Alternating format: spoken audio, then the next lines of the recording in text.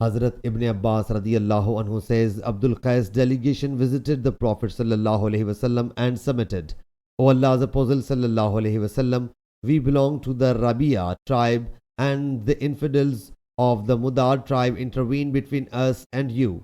So we can visit you only during the sacred month. So tell us some such things which we ourselves should follow and invite the other people we have left behind to follow it. He sallallahu alaihi wasallam said, I enjoin you 4 things and forbid you 4 things. First, believe in Allah Jalla Jalaluhu. 2, to testify that there is no worthy of worship save Allah Jalla Jalaluhu. Thereupon, he sallallahu alaihi wasallam closed his one finger. Number 2, to establish prayer. Number 3, to pay zakat poor due.